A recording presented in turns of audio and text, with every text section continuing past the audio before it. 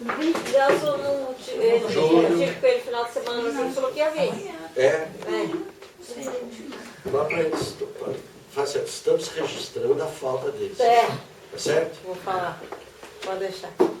O Evangelho é Mateus, capítulo 9, versículo 32.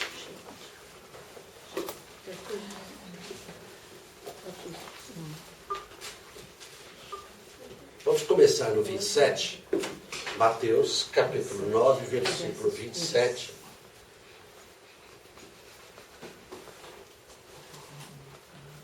Amém? Todos nós estamos abertos? Amém. Quem gostaria de ler?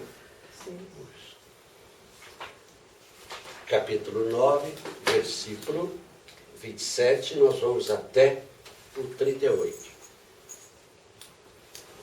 Quem gostaria de ler? Bem alto, pausado. Vamos lá? Começa no 27, né? Isso. E vai até o 34? 38. 38. Partindo Jesus dali, 2 cegos o seguiram, gritando: Filho de Davi, tem piedade de nós. Jesus entrou numa casa e os cegos aproximaram-se dele e disse-lhes: Credes que eu posso fazer isso? Sim, Senhor, responderam eles. Então ele tocou-lhes nos olhos, dizendo: Seja-vos feito segundo vossa fé. No mesmo instante, os seus olhos se abriram. Recomendou-lhes Jesus, em tom severo: Vede que ninguém o saiba. Mas apenas haviam saído, espalhar a sua fama por toda a região. Logo que se foram, apresentaram-lhe um mudo, possuído do demônio. O demônio foi expulso, o mudo falou, e a multidão exclamava com admiração: Jamais se viu algo semelhante em Israel. Os fariseus, porém, diziam: É pelo príncipe dos demônios que ele expulsa os demônios. Jesus percorria todas as cidades e aldeias, ensinava nas sinagogas, pregando o evangelho do reino e curando todo o mal e toda enfermidade. Vendo a multidão, ficou tomado de compaixão, porque estava enfraquecida e abatida como ovelhas sem pastor. Disse então aos seus discípulos: A messe é grande, mas os operários são poucos. Pedi, pois, ao Senhor da messe que envie operários para a sua messe. Palavra da salvação. Glória a vós, Senhor. O Evangelho, ele não é cumprido, dá para nós lermos novamente.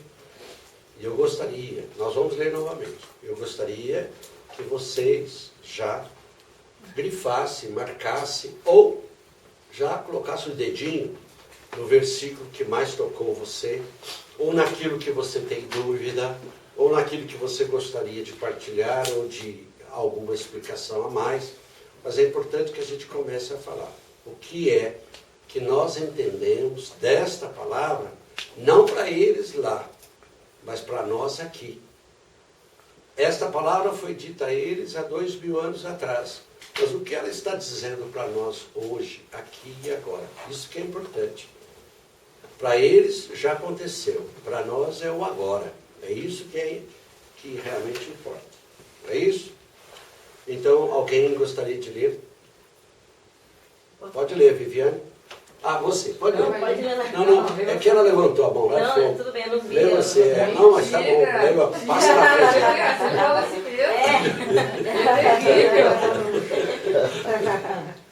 Pode ler. Por favor. Partindo Jesus dali, 2 cegos o seguiram, gritando: Filho de Davi, tem piedade de nós? Jesus entrou numa casa e os cegos aproximaram-se dele. Disse-lhes: Credes que eu posso fazer isso? Sim, Senhor, responderam eles.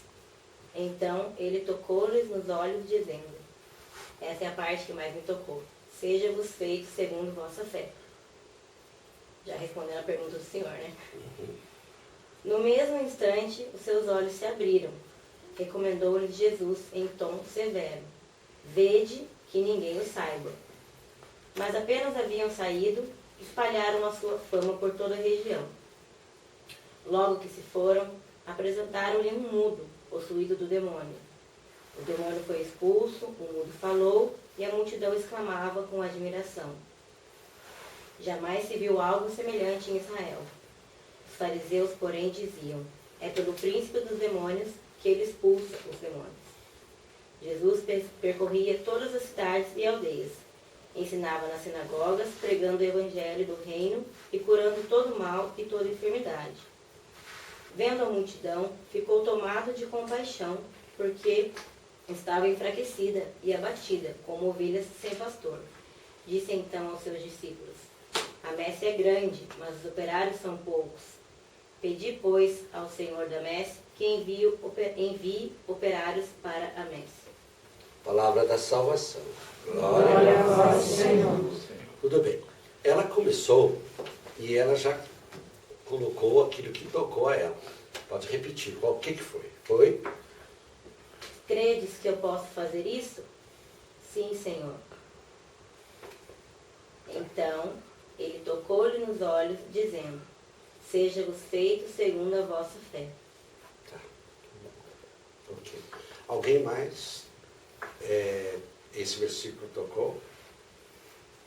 Então guarda para você. Então vamos guardar na sua mãozinha aí. Não deixe escapar não. Nós vamos voltar. O que mais?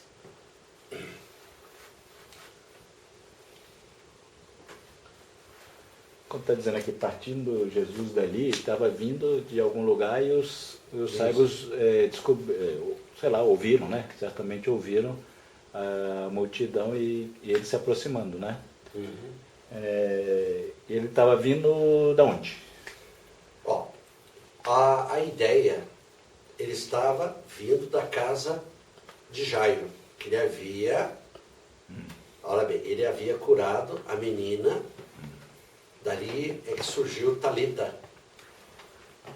Talita cumi, levanta e anda. A menina estava morta e Jesus dá vida a ela.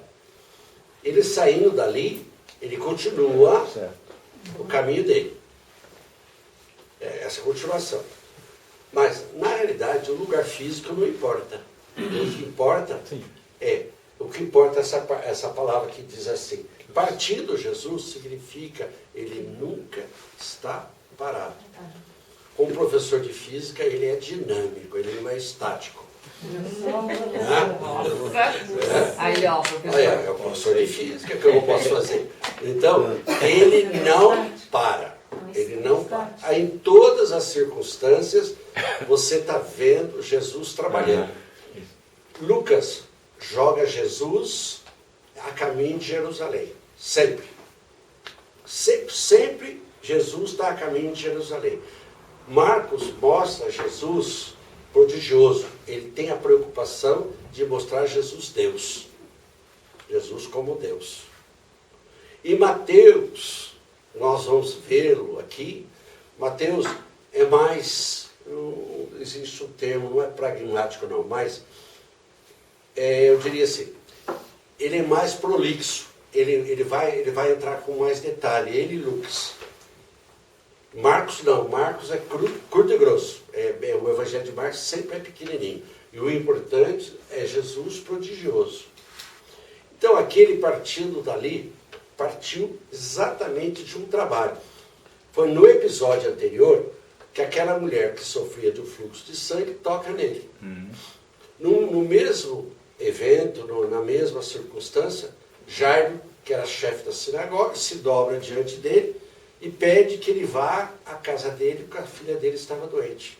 Quando chega alguém, diz: não, a sua filha morreu. Aí Jesus diz assim: ela dorme, crês somente. E vai ao encontro da menina e chama alguns apóstolos, não todos, para acompanhá-lo. Na sequência, agora vai mostrar este Jesus fazendo e realizando a missão dele. Ele está mostrando que ele é Deus e que ele se compadece. Tanto é que ele vai falar: ovelhas sem pastor. Ele mostra, ele vê que apesar dos sacerdotes, apesar daquela cultura deles que eles tinham, eles eram como abandonados. A preocupação preocupação não era focada neles. Se nós entendermos, se nós prestarmos atenção, os milagres que Jesus fez sempre coloca Jesus diante de algo que nós humanos vamos colocando no segundo plano, como não importante. Por exemplo, por que incomodas o mestre? A sua filha já morreu. Desiste. Não é isso? O que nós humanos vamos falar? Desiste. Já morreu mesmo. Lázaro, Senhor, rola a pedra. Senhor, rolar a pedra. Já faz 4 dias que ele está morto. Sempre nós colocamos o impossível diante de nós, homens, e nos esquecemos que Deus é o Senhor do impossível. Mas nós nos fixamos no possível. E quando nós, na nossa dimensão, não entendemos o que acontece, ou somos incapazes de fazer com que algo aconteça, nós nos esquecemos de colocar Deus em primeiro lugar, e não colocamos. Então, se nós olharmos este evangelho, e como outros, o endemoniado já estava endemoniado há muito tempo. Por que o chefe da sinagoga não expulsou os demônios? Por que os sacerdotes da época não expulsaram os demônios? Não é verdade isso? Como nós começamos a ler aqui, quando os 2 cegos procuraram Jesus, Jesus, filho de Davi, tende piedade, tende compaixão de nós. A pergunta é, vocês creem que eu possa curá-los? E Jesus, vendo a fé deles, os cura. Depois nós vamos conversar a respeito da fé. Jesus os cura. Mas por que esses cegos não foram curados antes? Por que sobra para Jesus? Por que eles foram incapazes de fazer? Porque os sacerdotes estavam na dimensão do mundo e não da dimensão espiritual. Para eles, o impossível não fazia parte da vida deles, como não faz parte da nossa também. Não vamos falar deles, vamos falar da nossa. Que deram os sinais, os prodígios e os milagres que nós deveríamos fazer. No entanto, os sinais, os prodígios e os milagres estão fechados em determinados lugares, em determinados grupos de oração. Nós não vemos um sinal, prodígio e milagre, por exemplo, numa missa de domingo. Mas lá não está Jesus? Está ou não está? Está. E por que os milagres não acontecem? Devia acontecer. O milagre é um encontro pessoal daquele que é necessitado com o Todo-Poderoso, que é capaz de olhar a sua necessidade e satisfazê-la, ou satisfazê-lo. Está cego? Enxergue. Mudo? Fale. Paralítico? Ande. Morto? Viva. O encontro de Jesus não foi sempre assim? E o que nos preocupa? O que nos preocupa é que este evangelho nos coloca desse tamaninho. Desse tamaninho. Por que desse tamaninho? Porque nós estamos vendo Jesus trabalhando e ele pede que nós façamos a nossa parte. A messe é grande e os operários são poucos. E a messe não é sinal, prodígio e milagres, porque os trabalhadores são medíocres, são lights, para não falar diets. Nós não fazemos a nossa parte. Por não fazermos a nossa parte, nós somos chamados a fazermos parte de uma grande multidão Maria vai com as outras, porque nós não fazemos a diferença onde nós estamos. Nós fazemos parte do povão. Se mandar falar, você pode até gritar, crucifica-o. Porque o povão grita, você grita junto. Que tal você falar, não, solta Jesus e crucifica Barrabás. Não, você grita, solta Barrabás, crucifica-o. Porque a gente não faz parte dos milagres. Nós achamos que os milagres são para o ontem, quando os milagres foram feitos para agora, hoje. Aonde está isso? Nós sabemos. Lá em João, no capítulo 14, versículo 12, está escrito, se creres em mim, farás a obra que eu faço e farás ainda maiores do que esta, porque vou para junto do Pai. Estão lembrados disso? Está lembrado, Verinha? É João o quê? João 14, 12. Vocês, abram a página. João, capítulo 14, versículo 12. É melhor pegar isso aí, vamos ver.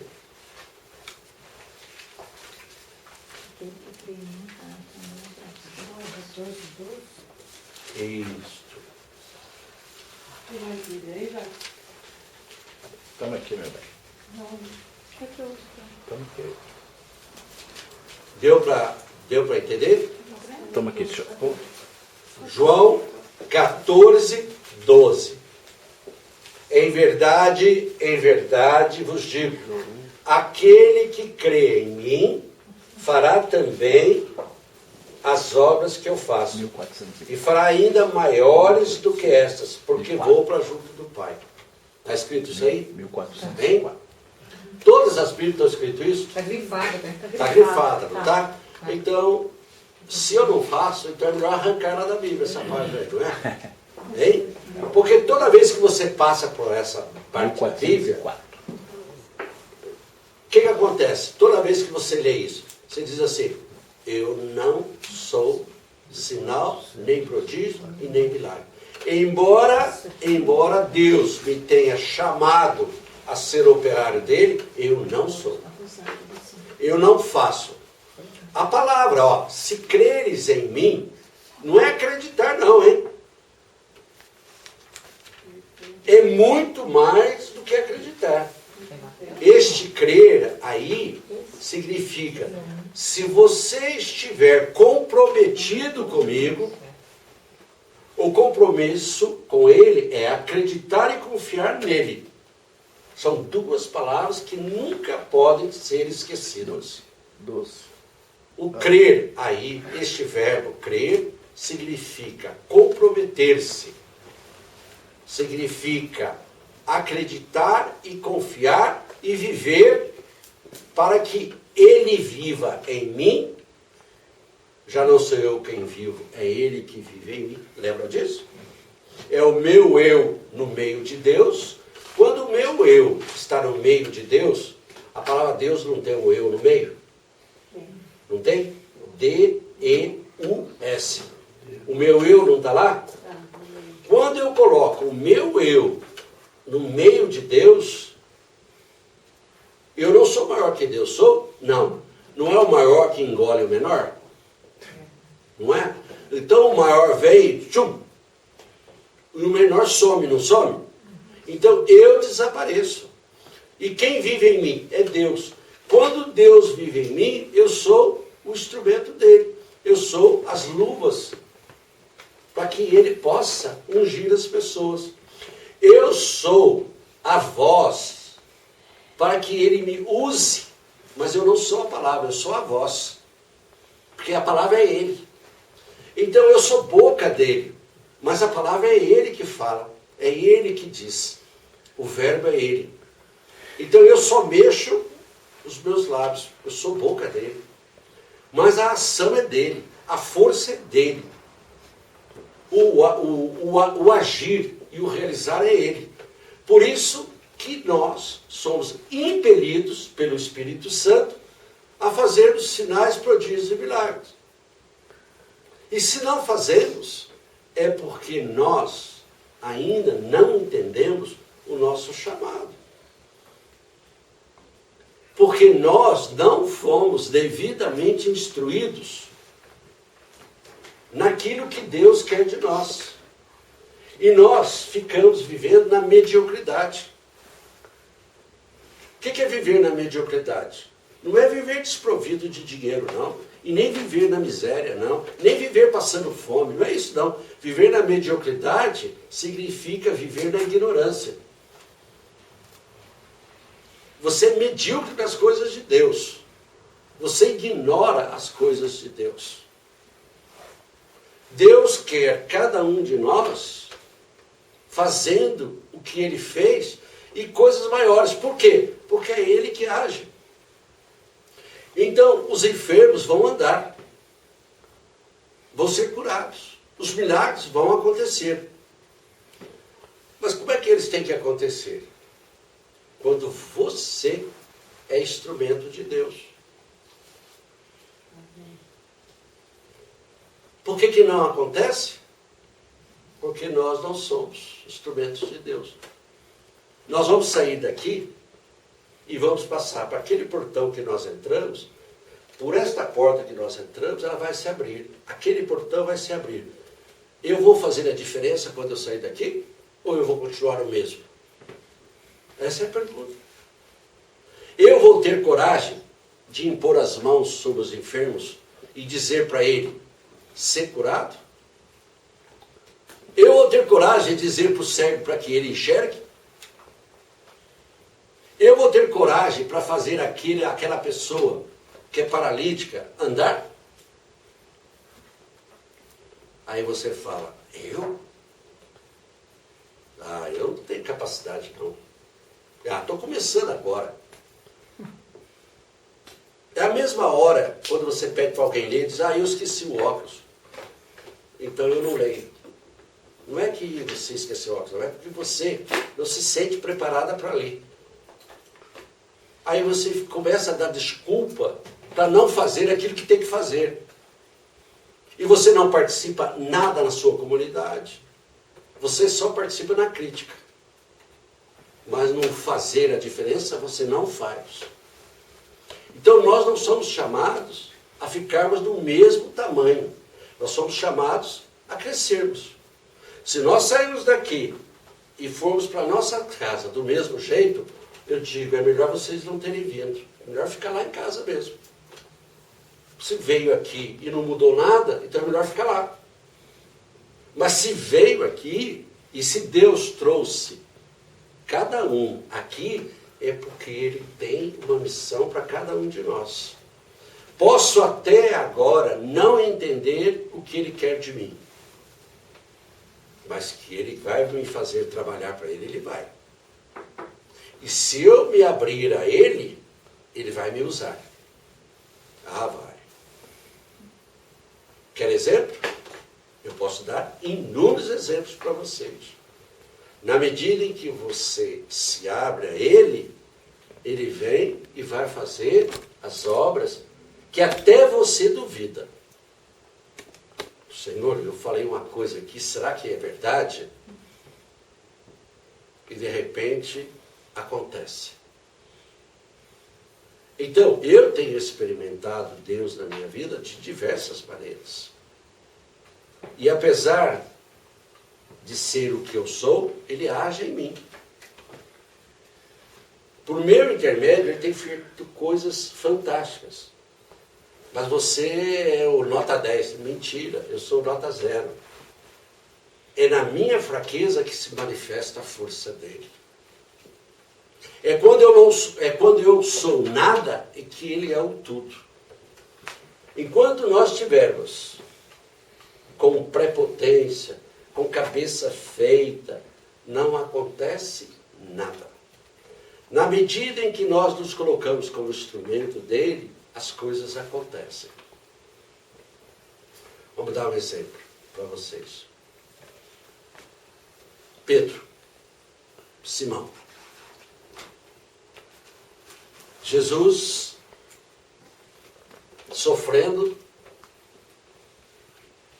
toda sorte de dores, eu diria assim, de insultos, crucificado, coroa de espinho, flagelado, cuspido, açoitado. Pedro, amigão dele, disse que não conhecia ele. Eu não conheço esse homem. Pedro, não conheço esse homem. Todos os apóstolos, com exceção de João, fugiram. Se esconderam com medo. De repente, aquele Pedro que negou, olha para Jesus e diz, tu sabes que eu te amo. Quando Jesus pergunta para ele 3 vezes, tu me amas, Pedro? Na terceira vez ele diz, tu sabes que eu te amo. Ou seja, o Senhor é capaz de entrar dentro de mim e saber que eu te amo. Olha, talvez a gente não consiga dizer isso para Deus. Na intensidade com que Pedro falou, tu sabes que eu te amo. E Pedro, ao caminhar, depois da ressurreição de Jesus, depois que o Espírito Santo inundou os apóstolos, Pedro, caminhando juntamente com João para a porta do templo, não apresentam a ele um paralítico, um homem que esmolava, nem ouro, nem prata eu tenho. O que eu tenho, eu te dou. Em nome de Jesus, levanta e anda. Ele não falou em nome de Pedro. Ele era instrumento. Em nome de Jesus, levanta e anda. Quem está mandando você andar é Jesus, que age através de mim. E esse Jesus que age através de mim, te ordena, levanta e anda. E aquele homem andou. Então nós temos conhecimento de muitas coisas que Pedro realizou, que Paulo realizou. Mas nós temos que fazer os nossos atos, atos dos apóstolos e os nossos. Onde ficam os nossos atos?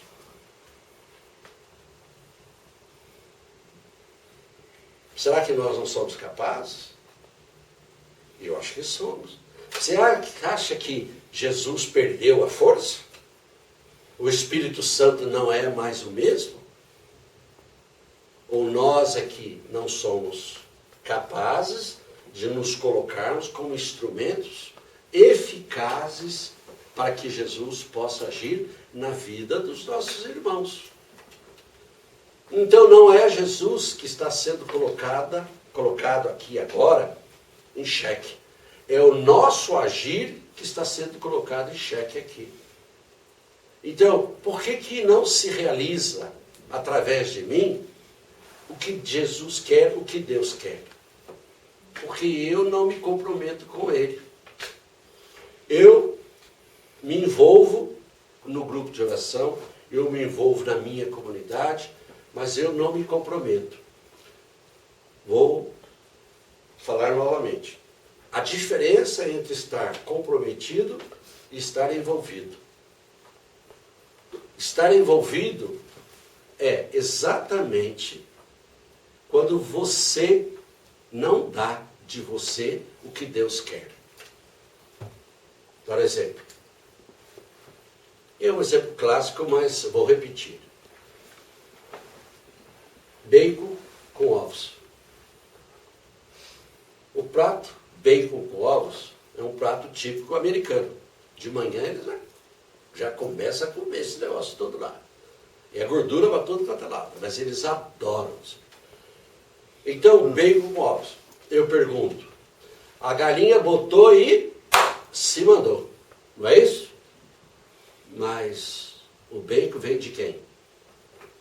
O porco fugiu? Hein? Não, o porco está lá. Então, quem é que está comprometido com o prato? O porco. E a galinha está envolvida. A galinha envolveu no prato. Deixou o ovo dela e está corococó para tudo quanto é lado, né? Mas o ovo está lá. Então ela não se comprometeu com o prato. Mas o porco morreu. Então nós temos que decidir. Nós somos cristão porco ou cristão galinha? Você tem que decidir. Então, como nós não nos envolvemos, como nós não nos comprometemos, mas nos envolvemos, nós achamos que está bom. Eu faço parte do prato. Eu faço parte da Legião de Maria. Eu faço parte da pastoral familiar. Você faz parte de uma porção de coisa. É verdade, você faz parte. Mas você comprometeu? Comprometi? Qual é a diferença? Eu não sei. Aí você não sabe nem a diferença do que significa comprometer e estar envolvido. Vou dar um exemplo que choca e que é triste. Missa de domingo. Uma missa de domingo. O que você vai fazer lá? A gente imagina.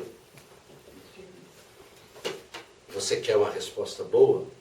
Eu vou assistir a missa. E já começa falando errado. Eu vou assistir a missa, né? Eu falei, mas você vai assistir? A gente assiste a televisão, pô. A missa você vai participar, não vai? É diferente de assistir a missa. Então você vai participar. Realmente, eu vou participar. Então vamos corrigir os verbos, tá? Então você não assiste a missa, você participa da missa. E outra coisa, aonde você fica na missa? Eu fico lá atrás. Mas por quê? Fica mais fácil para sair. Não dá para você ficar lá na frente. Eu não, vá lá que chama eu para falar lá na frente.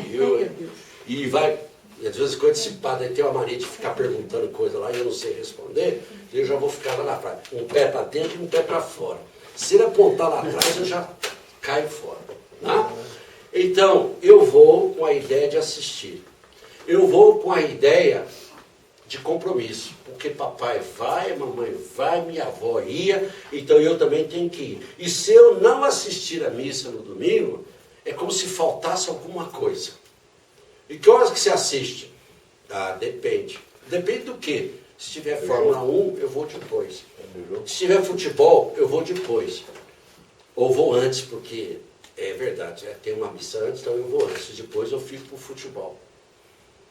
E eu vou nesse horário, porque esse horário é o melhor horário que tem, porque aquele padre, ele fala pouco. Ele não fica falando. Tem um que fala que, pelo amor de Deus, tá certo. Até agora não entrou Jesus na nossa conversa. Até agora, Jesus não foi o principal. Então, eu vou aos domingos me encontrar com quem? Com Jesus. Eu não vou me encontrar com o sacerdote, eu vou me encontrar com Jesus. Porque ele ali não é presença viva, real? É ou não é? Não é o que nós acreditamos? Na consagração, este é meu corpo, este é meu sangue, tomai e comei. Não é isso? Então Jesus não está ali.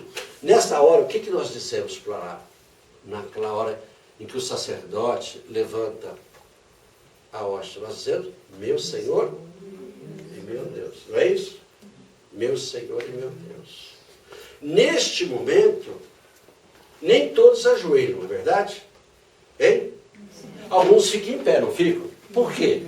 Tem dor no joelho, não pode ajoelhar, não pode tudo. Não é verdade?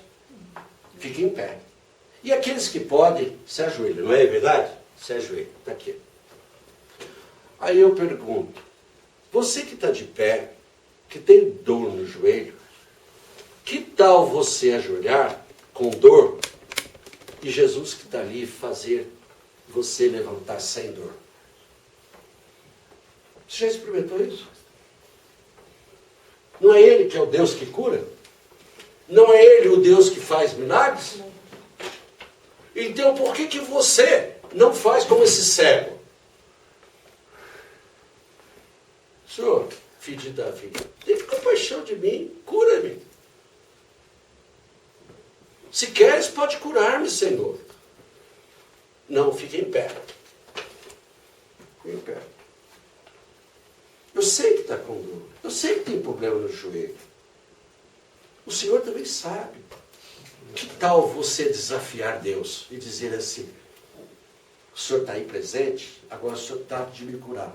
e você, e a hora que você levanta, acabou. Por que você não experimenta? Porque nós não acreditamos.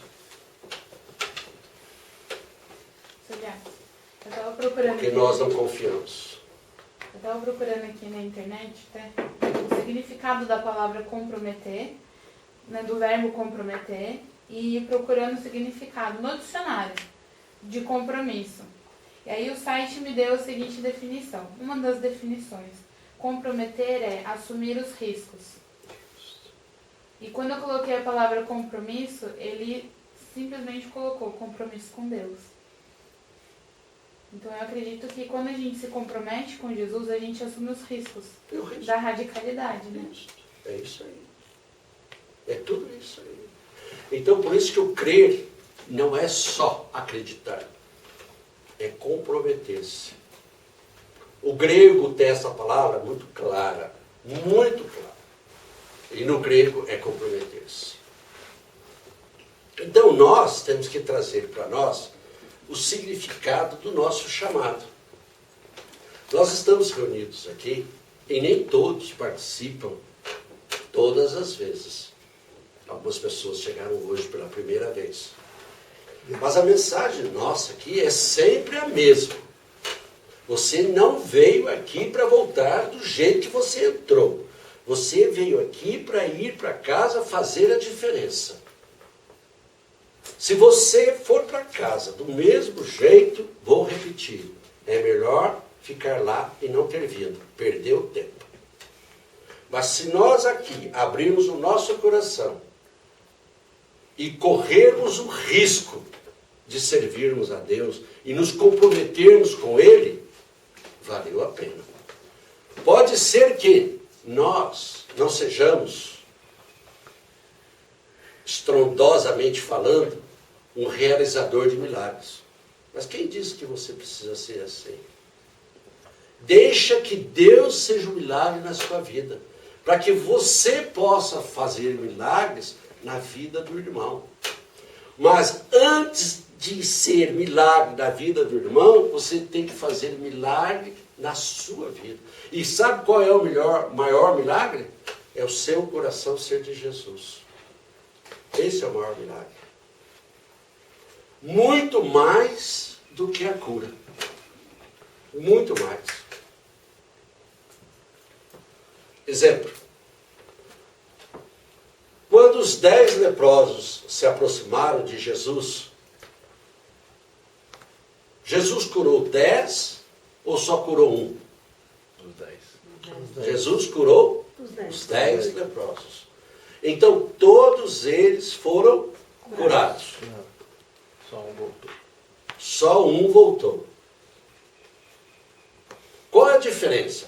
Por acaso aqueles que foram se apresentar aos sacerdotes, durante o caminho, eles viram que foram curados. E eles foram se apresentar aos sacerdotes. Um voltou. Qual a diferença? É que aqueles que foram se apresentar aos sacerdotes, eles encontraram a cura. E aquele que voltou, encontrou Deus que cura. Então, para nós, a importância é nós termos um encontro pessoal com Deus, quem cura. É o quem cura, é Deus. E esse encontro pessoal nosso é que vai fazer a grande diferença. Se o meu encontro pessoal com Ele me levar a ser profeta, eu vou ser boca dele. Porque o profeta não fala das coisas dele. Ele fala das coisas que Deus, por intermédio dele, quer falar com todos nós. Se ele me chamar a ser aquele que cura, eu vou ser instrumento da cura. Mas quem cura é Ele, não é você. Ele pode me chamar e me colocar a ser professor, ensinar. Eu vou me abrir e a sabedoria dele. E vou falar minha boca daquilo que ele me mandar falar. Mas para que isso aconteça, é preciso que eu entre na casa do ensino. É preciso aprender as coisas de Deus para poder falar de Deus. Ninguém dá o que não tem. Ninguém dá o que não tem. Então, se você quer dar alguma coisa para o outro, é preciso que você tenha. Vocês entenderam o que está acontecendo com este evangelho? Com este evangelho, o absurdo daqueles que se dizem sábios, aqueles que se diziam conhecedores da lei, dizerem que Jesus fazia os prodígios em nome do príncipe do demônio. Este evangelho, ele não continua, na realidade, Marcos trata disto de uma maneira muito simples e chama este episódio do pecado contra o Espírito Santo. É quando você atribui a salvação ao demônio. Quando você nega a salvação por Jesus e assume o demônio como aquele que faz milagres. Não faz sentido. E Marcos vai falar, pelas palavras que Jesus inspira, de que Jesus disse a eles que se Satanás expulsa Satanás, ou se o demônio expulsa o demônio, o reino está dividido. E este reino dividido não subsiste. Vai terminar. Todo reino dividido cai, quebra. E então ele está dizendo que ele faz as obras dele em nome de Deus. Pergunta, nessa sala aqui, nós que somos caminheiros, não é? Que já estamos aqui há algum tempo, já experimentamos sinais, prodígios, milagres aqui. Nós já vimos milagres acontecerem aqui. E eu digo, milagre não é a pessoa andar. Eu digo, milagre não é uma mão inflamada ser curada. Milagre é o seu coração de pedra se transformar num coração de carne para Jesus. Este é o verdadeiro milagre. É quando a pessoa aqui volta para casa, ela que era dela, agora ela é de Jesus. E agora ela respeita os relacionamentos, ela respeita seus filhos, os filhos respeitam seus pais, a vida muda, dá um outro sentido. Então vale a pena nós caminharmos. Qual foi o milagre? O milagre é você. Você é o milagre. Veja o que você era antes, veja o que você é agora. Este é o verdadeiro milagre. E a gente fica esperando sinais prodigiosos, nós ficamos esperando. Não vai acontecer, claro que vai acontecer. Chega uma hora que o cego vai enxergar, que o surdo vai ouvir, que o mudo vai falar, o paralítico vai andar. Mas vai chegar essa hora, claro que vai chegar. Mas o mais importante, antes de chegar todos esses eventos, é chegar Jesus no seu coração. É a sua abertura a Ele. Se isso não acontecer, nada vai acontecer. E nada é nada. Então, por isso que eu fico vendo essas narrativas aqui, eu fico imaginando, é a forma como nós nos dirigimos a Deus. É a forma como nós nos apresentamos a Ele. Jesus está aqui. O que você tem para dar para Ele? Já pensou?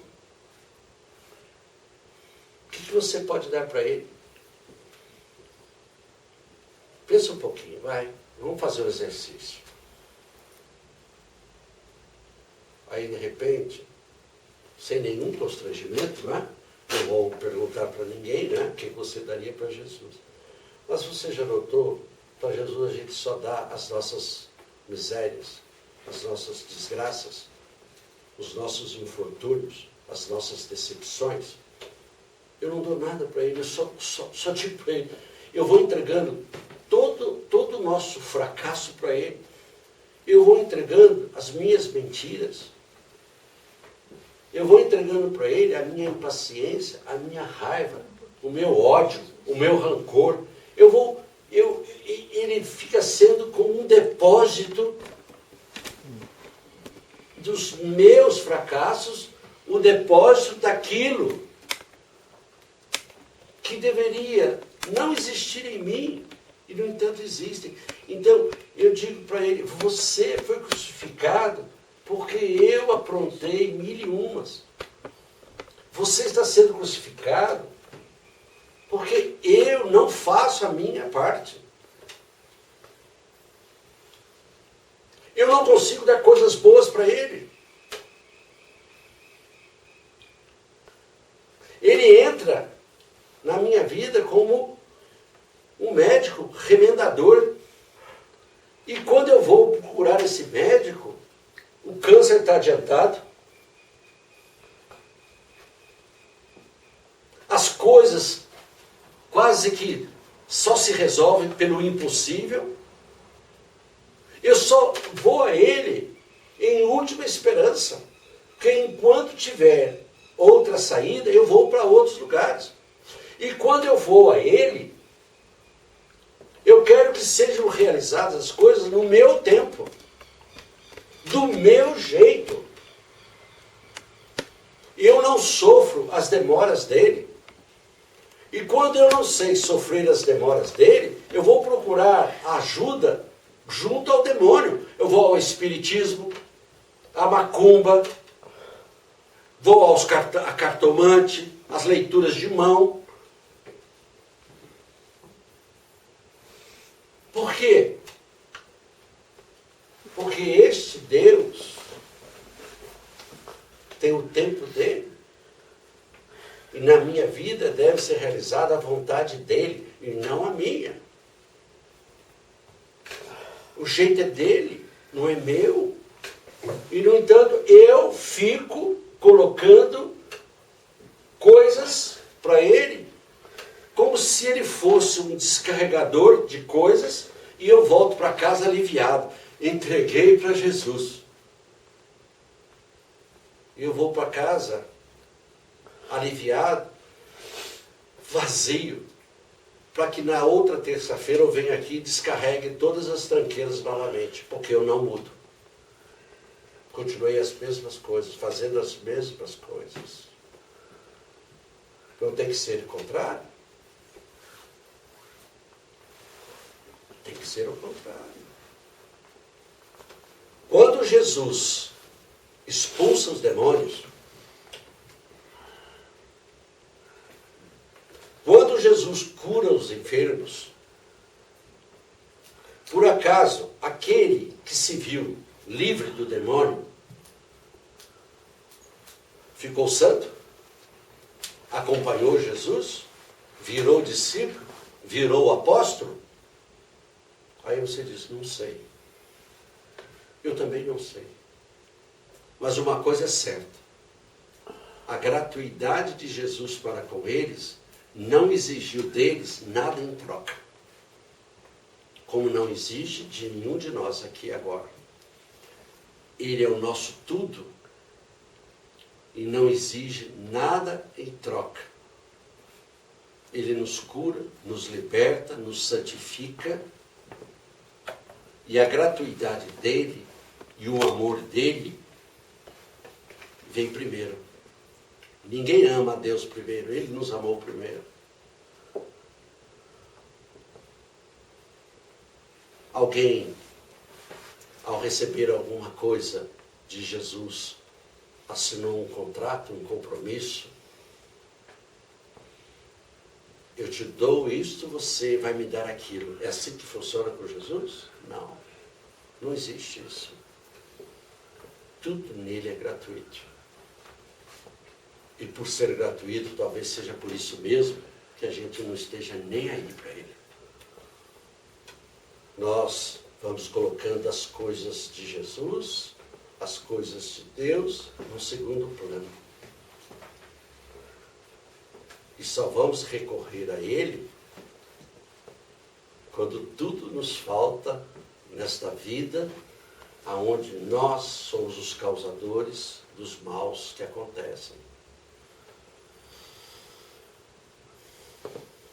Eis-me aqui, Senhor, do jeito que eu sou. Eu sempre achei estranho, Jackson, nos grupos, há tantos anos que a gente está, né?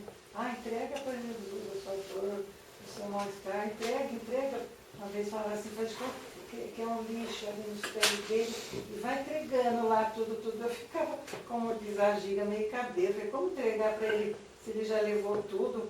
Bolufas que eu vou pegar para o coitado lá mais coisas. Pegar coisa nenhuma, ele já levou tudo. Eu achava sempre estranho, e até hoje eu escuto. Entrega para Jesus. Então vamos entender isso, senão vai dar um mal entendido aqui. Então vamos entender. Obrigada. Quando nós somos levados a fazer a entrega a Jesus, é porque existe da nossa parte um compromisso deste vazio que fica ser preenchido por Ele. Porque entregar para Ele algo, esvaziar-se de si mesmo para Ele e voltar a encher das mesmas coisas, não vai funcionar. Então o ato da entrega é que você diz, receba e eu assumo este compromisso, assumo o risco de não mentir mais. Eu assumo o risco de não odiar mais. Eu assumo o risco de não murmurar mais. Leve embora toda a minha impaciência. Leve embora todo o meu rancor, toda a minha tristeza, toda a minha melancolia, toda a minha solidão. Leve embora. E aquilo que fica dentro de mim é a sua presença que me alegra, que me santifica, que me faz companhia. Eu já não sou mais sozinho. Porque nos teus braços o Senhor me leva a descansar. Em águas tranquilas o Senhor me põe a repousar. Porque eu de todo o coração te fui buscar. E entreguei tudo aquilo que ocupava espaço dentro de mim. Agora esse vazio eu quero que o Senhor ocupe. Não mais as minhas coisas, mas as suas, Senhor. Por isso eu te entrego. Percebeu, Vera? É diferente, é diferente. Percebeu? E senão não pode ter um pensamento desse jeito, não é? Tem que entender o que nós estamos fazendo. Então o sentido nosso da entrega é o compromisso de nós colocarmos em nós, no vazio que fica, uma vida nova. Um jeito novo de olhar as coisas. Gozado. Hora nenhuma Jesus julga alguém. Quando encontra a prostituta, por acaso ouve alguma palavra de admoestação? Alguma palavra de reprimenda? De puxão de orelha? Hein? Não. O que ele disse? Onde estão aqueles que te acusavam? Aqueles que eu mandei atirar a primeira pedra. Quem não tem pecado, atira a primeira pedra. Nenhum foi capaz de atirar. E a começar pelos mais velhos, todos foram embora. Não foi pelos mais jovens, não, pelos mais velhos. Aqueles que se dizem sábios, cheios de... Né? A começar por eles, foram embora. Quando Jesus levanta os olhos, ela estava sozinha diante dele. Ele olhou para ela e com muito amor disse, filha,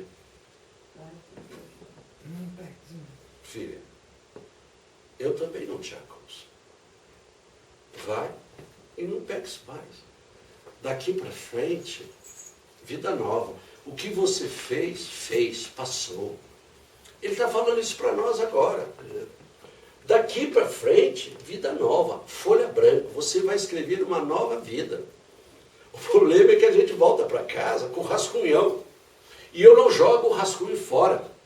E sabe de uma coisa? Além de não jogar o rascunho fora, eu ainda aproveito algumas folhas para poupar o tempo. Já que eu vou escrever a mesma coisa, mas já está escrito.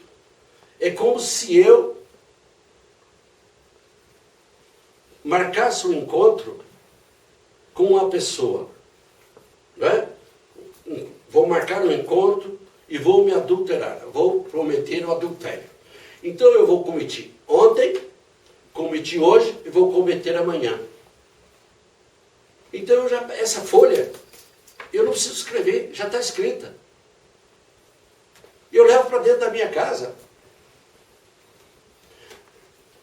Sabe, Senhor, eu saí desse grupo de oração aqui, mas aquela pessoa que eu odeio, não tem nem condição, vou continuar odiando. Então essa folha está escrita. Você levou uma folha já rascunhada para a sua casa. Ela não está em branco, já está escrita. Enquanto você não colocar esta folha aqui, enquanto essa ficha preta não for queimada, a sua vida não está em branco. Você não consegue reescrevê-la, porque ela já está escrita. Assim é com o ódio, com a falta de perdão, com o rancor. Ele não disse para amar os inimigos? Hein? Quando pregaram ele na cruz, o que ele disse? Pai, perdoai-os, porque eles não sabem o que fazem. Cravaram uma lança no peito dele. Crucificaram. Fizeram-no carregar a cruz. Açoitaram, cuspiram, flagelaram. E ele foi capaz de dizer, Pai, perdoai-os, eles não sabem o que fazem. Tem mais ainda. No meio de tanta dor, de tanto sofrimento, de tanta amargura, ele não desceu da cruz. Porque o amor dele foi maior que a dor. E quando o amor é maior que a dor, você é vencedor. É só assim que ele pôde dizer, coragem, eu venci o mundo. Porque o amor vence a dor. Não tem outro jeito. A ser no nosso relacionamento, a ser no nosso casamento. Hoje está muito fácil separar. Está muito fácil fechar a porta. Sabe por quê? Porque a dor é maior que o amor. E quando o amor vence, quando a dor vence o amor, a separação é inevitável. Que é o demônio que age. Demônio é diabolo. Diabolo significa divisão. É onde a dor é maior que o amor. Então nós temos que aprender a raciocinar os milagres que Deus faz, o chamado que Ele faz para a nossa vida. Eu não sei, vocês que são jovenzinhos, se vão voltar. Mas esse grupo foi para vocês. Para que vocês aprendam uma coisa. A diferença não está no outro. A diferença está em você. É você que faz a diferença.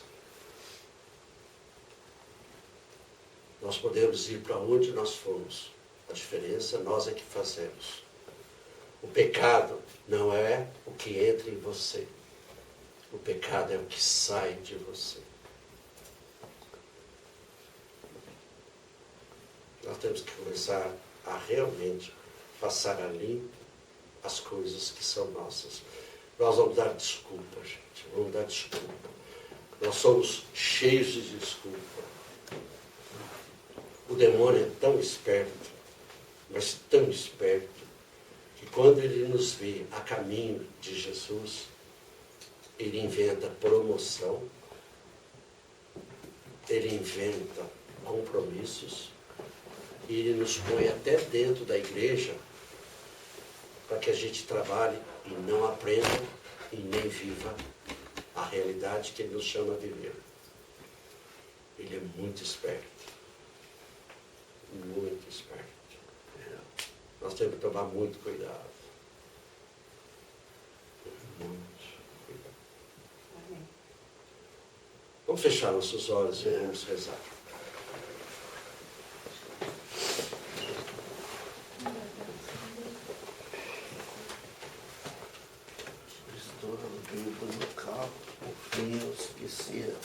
Hoje mais do que nunca, Senhor. Né? Ele está falando que ele é esperto, duas vírgulas no carro e eu não peguei que estava aqui. Está vendo? É isso mesmo. Senhor, tire de nós todo o nosso pensamento que não seja seu. Arranca do nosso coração toda a nossa curiosidade, nosso cansaço, as nossas preocupações.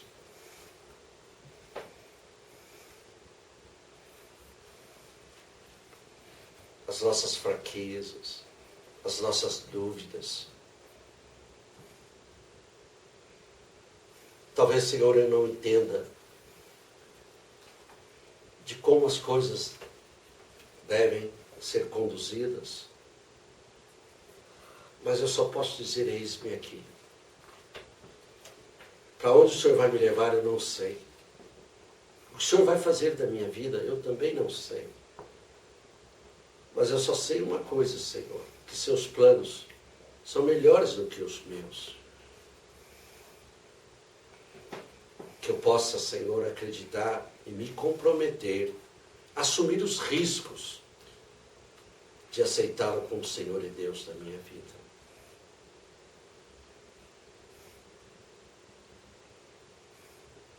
Quero, Senhor, deixar neste momento aos pés de sua cruz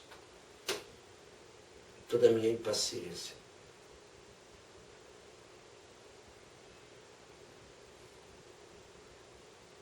Quero deixar aos pés de tua cruz também, Senhor, toda a minha raiva, os meus ressentimentos, as minhas mágoas, toda a minha tensão nervosa, toda a minha agressividade. E você vai pensando nos momentos de impaciência, de raiva, de ressentimentos, de mágoa, de agressividade, de tensão nervosa.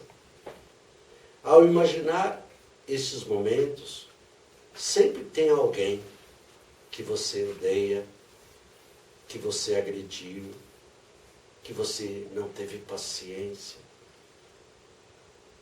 Ao mesmo tempo que você coloca aos pés de Jesus os seus fracassos, as suas perdas, vai também colocando aos pés de Jesus aquelas pessoas que fizeram com que você as odiasse, aquelas que lhe causaram mal, aquelas que fizeram você sofrer, aquelas que tiram a sua paz,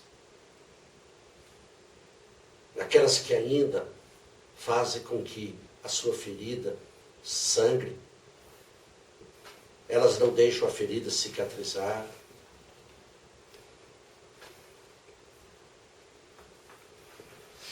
Então, não só você vai se deixando ser conduzido por Jesus, que essa condução por Jesus leve você a perdoar o irmão, a irmã.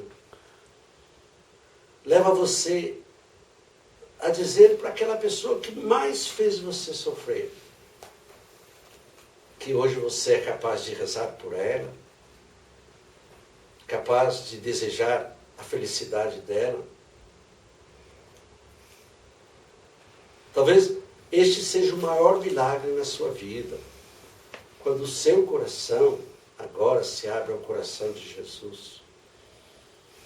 Talvez você possa dizer, meu Deus, meu Senhor, eu quero perdoar todos aqueles que me ofenderam, todos aqueles que me machucaram, todos aqueles que fizeram com que eu me tornasse arredio, nervoso, agressivo.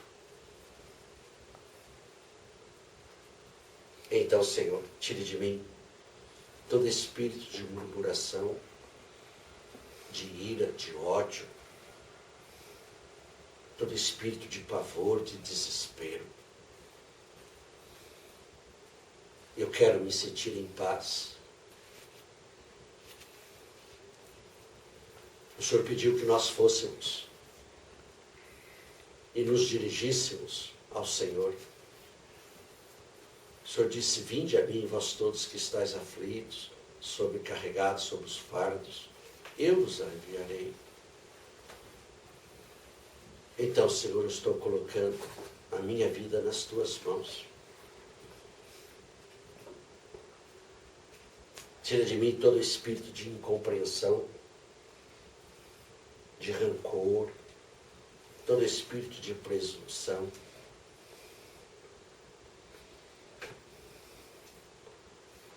Eu quero, Senhor, tirar de dentro de mim agora todo espírito de tristeza, de desânimo, de melancolia, de solidão. Então entrega para Jesus essa tristeza que está estampada no seu rosto. Deixe que seus olhos brilhem, deixe que seu rosto seja um rosto que reflete a presença real de Jesus. Alegria, bondade, temperança.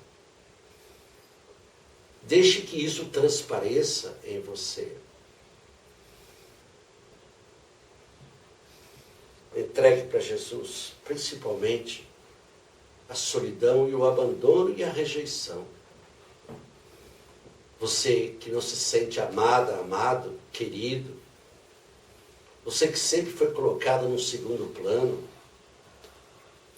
Você que se queixa de que as pessoas não gostam de você, que as suas coisas não dão certo, que ninguém te ajuda, que ninguém te dá valor. Deixe que o Senhor venha em socorro a esta fraqueza, a essas fraquezas.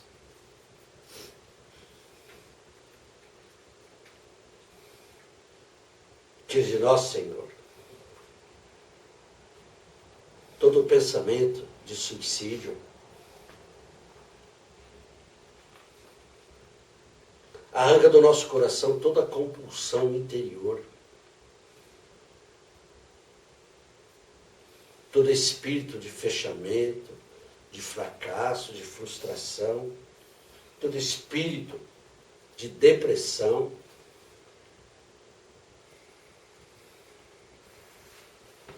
Arranca agora de nós, Senhor, de mim, todas as vezes que nos colocamos como escravos do demônio, como escravos do remédio, remédio para dormir, remédio para acordar, remédio para andar. Senhor, eis aqui o seu filho, a sua filha. Tome conta das nossas desventuras, dos nossos fracassos. Perdoe-me, Senhor, pelas vezes que desconfiei e não acreditei no seu amor. Pelas vezes que não amei o meu próximo. Pelas vezes que não amei a mim próprio. Pelas vezes que minhas mãos se fecharam às necessidades do outro. Pelas vezes que não fui filho para meus pais. Pelas vezes que por motivos outros me levaram a não querer ver meu pai, a não amar meu pai, a não ligar para meu pai.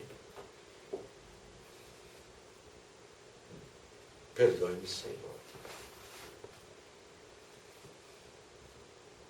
Perdoe-me pelas vezes que sucateei também a minha mãe.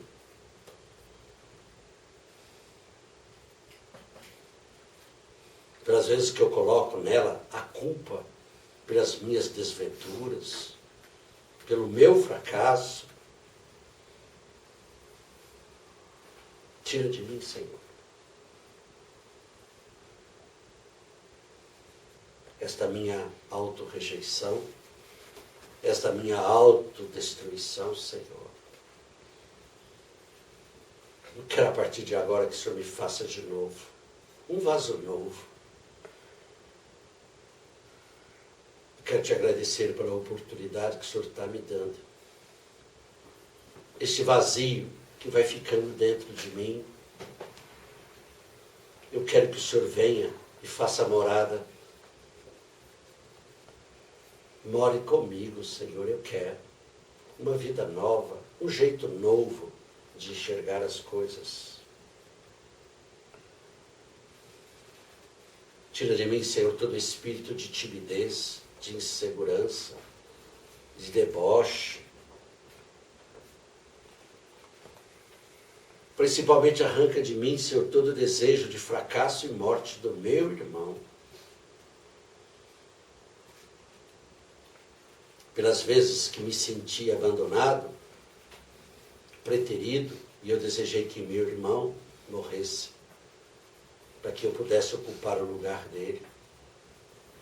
Pelas vezes que tive inveja do abraço do meu pai, da minha mãe, aos meus irmãos. Pelas vezes que carregado no colo, eu não me senti amado nem querido.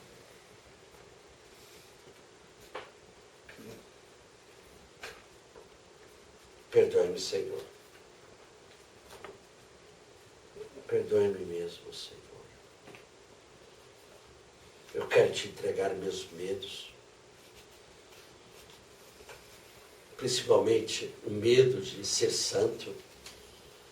Medo de assumir os riscos. Medo de me comprometer. Eu tenho muito medo, Senhor. Medo do que o Senhor quer de mim. Medo da radicalidade do Evangelho. Eu quero entregar o medo da doença, o medo da morte, o medo do escuro, o medo do câncer, da AIDS, medos.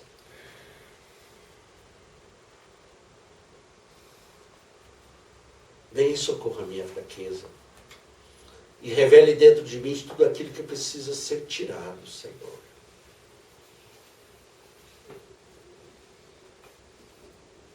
Tira de mim, Senhor, todo espírito de perseguição, de acusação. Arranca de dentro de mim todo espírito de opressão.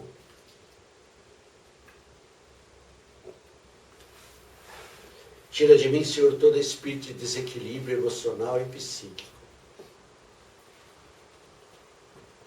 Eu quero me colocar a seu serviço. Quero estar harmonioso com a natureza, harmonioso com meu irmão. Quero estar harmonioso comigo mesmo, para somente, Senhor, poder dizer de todo o coração que também estou harmonioso com o Senhor.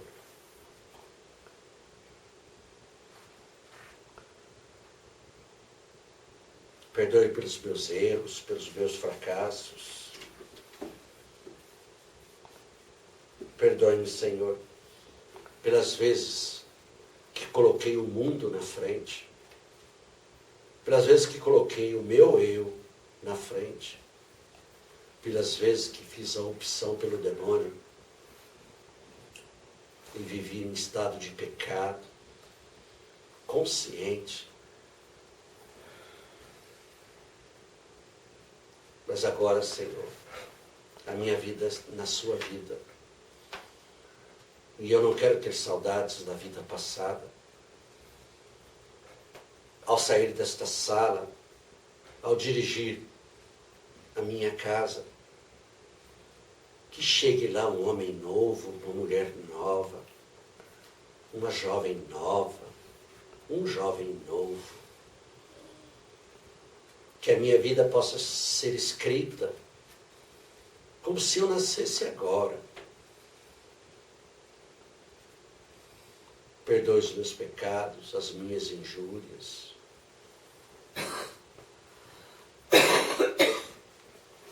Tome conta, Senhor, das vezes que o medo fez com que eu não fosse irmão para o meu irmão, que eu não fosse filho para meu pai, e nem filha para minha mãe.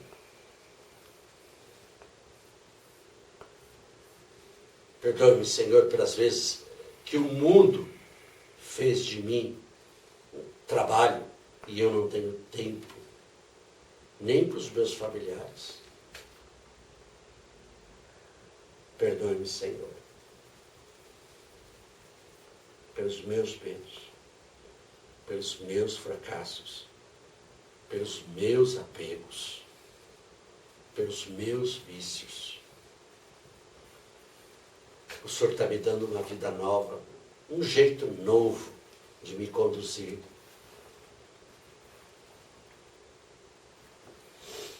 De uma forma muito especial, quero entregar a minha vida nas tuas mãos. E para que isso seja verdade, eu renuncio agora, nesse instante, a Satanás, autor de todo mal, pai de toda mentira e de todo pecado. Neste momento, Jesus, eu quero aceitá-lo como Senhor e Deus da minha vida. E em teu nome que tem poder, eu quero que todos os espíritos maus, do qual o Senhor já me libertou, que vá a seus pés, que o Senhor disponha deles. E que nunca mais volte a me prejudicar. Em teu nome que tem poder, Jesus, eu quero dizer que eu renuncio a Satanás, renuncio ao espiritismo, a todos os benefícios da magia, a todos os objetos, sortilégios, pirâmides, horóscopo, cartomantes, tantas coisas, Senhor, que foram entrando na minha vida. Hoje eu quero aceitá-la como Senhor e Deus. O Senhor me dá uma carta branca, um papel branco, e que eu não leve para casa nenhuma ficha já escrita, que eu comece a escrever. Não importa quantas vezes devo rasurar, mas eu quero aceitar a sua vontade na minha vida. E a sua vontade na minha vida, Jesus, é aceitar como eu sou e como o Senhor vai me levar a ser. Obrigado por me amar. Obrigado por aceitar-me como eu sou, do jeito que eu estou. Obrigado, Senhor, por não desistir de mim. Apesar das coisas que faço, que fiz, o Senhor não desistiu. Obrigado por me amar, Senhor.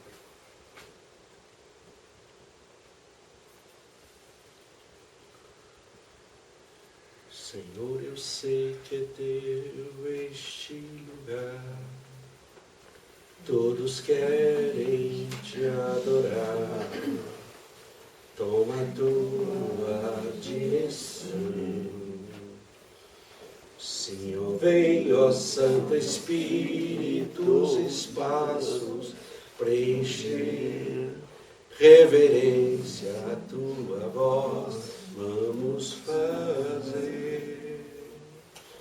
Podes reinar, Senhor Jesus, assim o teu poder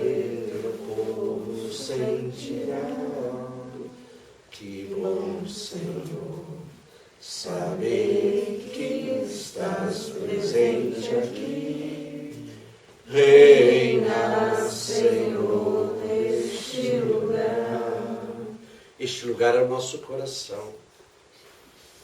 E o Senhor tem que reinar neste lugar. O que era velho se fez novo. Ele nos dá uma nova vida, um novo viver, uma nova chance. Folha em branco. O Senhor nos trouxe aqui para nos fazer de novo. O Senhor nos trouxe aqui para nos colocar como imagem e semelhança sua, pois foi assim que fomos criados. Nós possamos resistir, Senhor, à perda desta imagem e semelhança. Nós possamos ser melhores, cada vez mais. O Senhor disse que a messe é grande e os operários são poucos. Conte comigo, Senhor. Eis-me aqui. Você quer dizer isso para Jesus? Diga para ele. Conte comigo, Senhor. Conte comigo, Senhor. Eis-me aqui. Eis-me aqui. Vamos de novo, mas assim, lá do coração. Conte comigo, Senhor. Eis-me aqui. Faça-se em mim. Faça-se em mim a sua vontade. a sua vontade. Não a minha. Não a minha. Jesus. Jesus. Meu Senhor. Meu Senhor. E meu Deus. E meu Deus.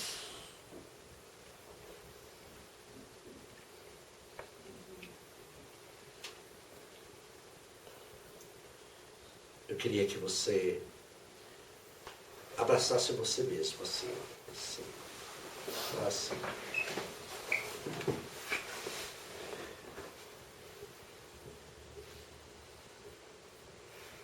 Nesta posição em que você, abraçando você mesmo, se sente abraçada, abraçado, que as mãos dos seus, que estão tocando seus ombros agora, não são suas mãos, são as mãos de Jesus. E estas mãos são as mãos que ungem você, mãos que curam você, que restauram você. Mãos que agora, neste momento, derramam o Espírito Santo. Mãos que agora batizam você na força, no poder do alto. Mãos agora que conferem a você os dons de santificação e os dons de serviço. Mãos que conferem a você a autoridade. Mãos que agora te levam a trabalhar no reino. Mãos que capacitam você a fazer a diferença. Mãos que abençoam. Mãos que te protegem. Mãos que te abraçam e te amam. Obrigado, Senhor. Obrigado pelo teu Espírito Santo. Revela em mim, Senhor, a sua vontade, que eu possa discernir o que o Senhor quer de mim. Vem, Senhor Jesus, em auxílio à minha fraqueza. Ensina-me a amar do seu jeito. Eu quero, Senhor, eu preciso. Pai nosso, que estais no céu, santificado seja o vosso nome. Venha a nós o vosso reino.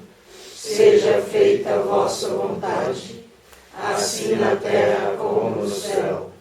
O pão nosso de cada dia nos dai hoje. Perdoai as nossas ofensas, assim como nós perdoamos a quem nos tem ofendido.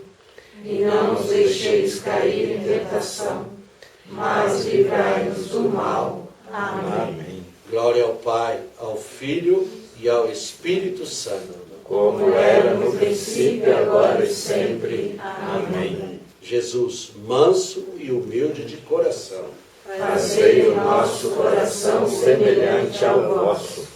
Maria, Mãe de Deus, rogai por nós. Ave Maria, cheia de graça, o Senhor é convosco. Bendita sois vós entre as mulheres, bendito é o fruto do vosso ventre, Jesus.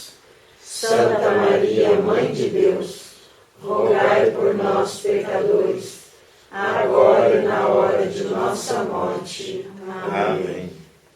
Nós estivemos reunidos em nome do Pai, do Filho e do Espírito Santo. Amém. Vamos só aproveitar que nós temos alguns minutos. Eu queria que nós partilhássemos